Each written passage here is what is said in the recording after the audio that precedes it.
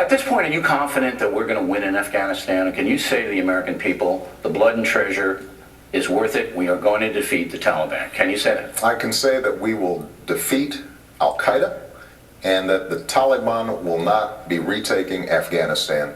You can say that with surety? Well, look, I can't say anything with 100% certainty, but I have confidence that our troops have done an incredible amount of work. They are now on the offensive rather than being on the defensive. And we're starting to transition so that Afghan security forces can start taking over. The Taliban are still going to be an element in Afghanistan. But what we've said to them, and what we'll say to, I think, everybody in the region, is as long as you respect the Afghan Constitution, as long as you lay down arms and are not involved in a violent overthrow of the government, then those of you that want to participate in the political process, you should. Okay, so it'd be good to get them in. Karzai is a problem, and Karzai, the people of Afghanistan do not respect that man. We're backing another guy like we backed Mubarak, another guy who's very troubling. Well, look, I think that Karzai has a very tough task in building a country that is the third poorest in the world, that has never had a strong tradition of a central government, doesn't have a civil service, 70% illiteracy. So he's got challenges. Now, what I've also said to him is, you've got to improve governance. And he says to you, I'll do what I want. Well, no, I don't think he says he'll do what he wants. What he'll often say is that this is hard and it takes time. And what I have to say to him is, the American people have made a big investment here, and you don't have indefinite amounts of time. Do you trust this guy? You trust Karzai? I would say that I trust that he cares about his country and he cares about the relationship with the United States. But I do think that he's got some big changes that he's got to make in his government to be legitimate in the eyes of the Afghan people over the long term.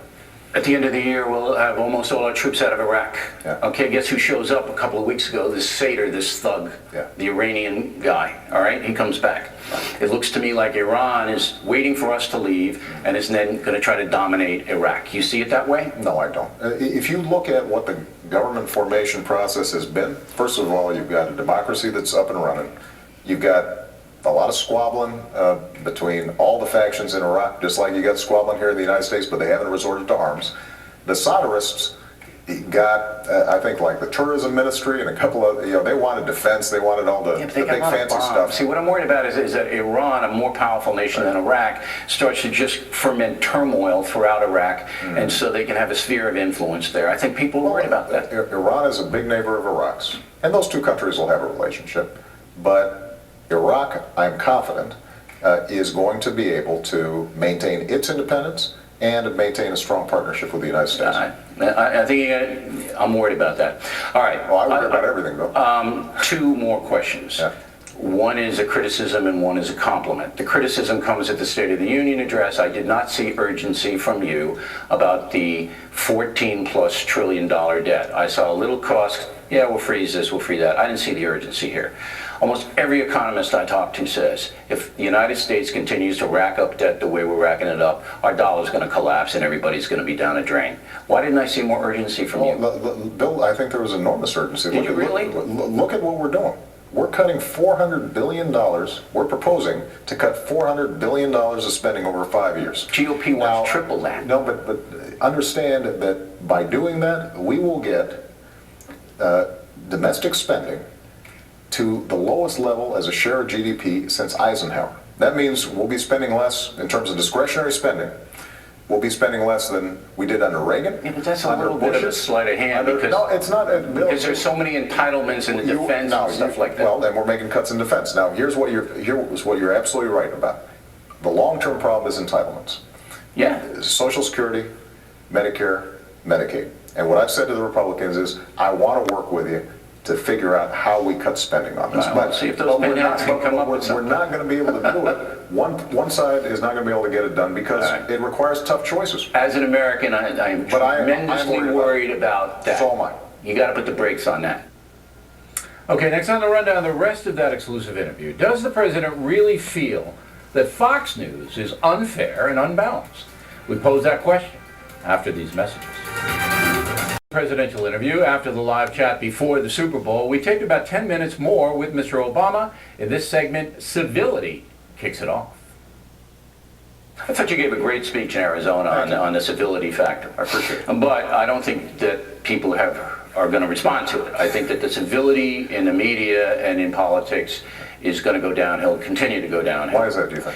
It's because there is just such a division between conservatives and liberals, and there's a lot of money to be made, if you can polarize people in the media.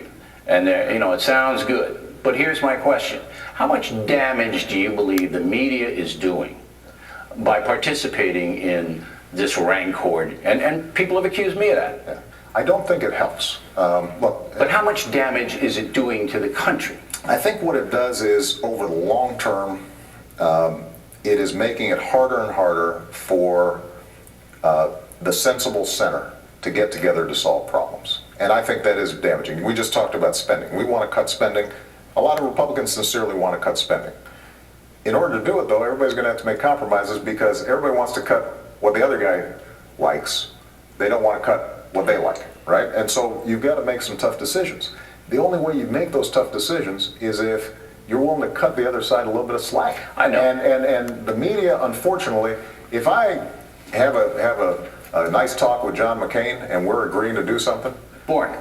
nobody's going to report on that. No, but it's more personal. But if there's an argument, then that's what gets reported. And as a consequence, I think a lot of politicians think the way I get on the news is if I insult somebody. And not rewarding politicians for simply insulting the other side, but rather rewarding them for coming up with sensible solutions. That's a pipe dream. That's never going to happen. You know that. All right, last question. I know you. You could start the trend. Yeah, I can start the trend. Look, I don't think I'm a personal attack guy. I call it the way I think it should be called. All right, last question. We'll let you go.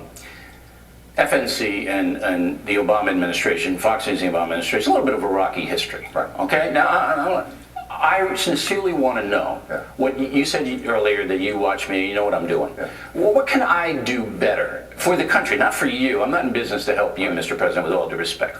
I'm in business to watch out for the folks. But what can I do better? What can FNC do better? I think that, and I appreciate the opportunity. Here's what I'd say, Bill. The most important thing that the news, whether it's Fox News or MSNBC or whoever, can do is give people the facts and make sure that they've got all the facts. So let's take the example of spending. If people know that only 12% of the budget is domestic discretionary spending, right? Things like, environmental protection or food safety, et cetera, and that most of it is either defense, Social Security, Medicare, Medicaid. So we can't eliminate the deficit just by eliminating foreign aid and earmarks. Then people will have to grapple with some of these tougher issues, and that makes it easier for me and Republican leaders to come up with real solutions. Don't you think we've given the facts? I think that what is true of the media generally is that they hear one side's argument or the other side's argument, but getting the whole picture so that people can look at a budget, let's say, and say, here's the federal budget, and by the way, a lot of you viewers, you care about Social Security, you want Social Security there, you want Medicare there, but we're going to have to do something on entitlements if we're going to actually fix the problem. Okay, but you're talking more like a professor. But what I'm saying is that's an example of just the facts without the spin, I think, is something that would be good for I think all our news guys do that, but when you get into the primetime opinion makers, that's where you reach me. But the opinion makers is where I think a lot of the viewership gravitates. Absolutely, absolutely. Do you think you're being treated fairly by Fox News now? I would say that the news guys, I think, try to do a good job. Although, look, let's face it. I mean, Fox News, I think, has a point of view. There's nothing wrong with it. There's a strong history in America of all news having some sort of point of view, and Fox News has a point of view, and I think that's part of our democracy. Do you respect it? Absolutely. Mr. President, thanks very much. It's always good to see you. Right. Thank you so much. Enjoyed it. Now, for those of you who did not see the live interview before the Super Bowl, we will have the highlights from it a bit later on in this broadcast. But coming next, Juan and Mary Catherine will analyze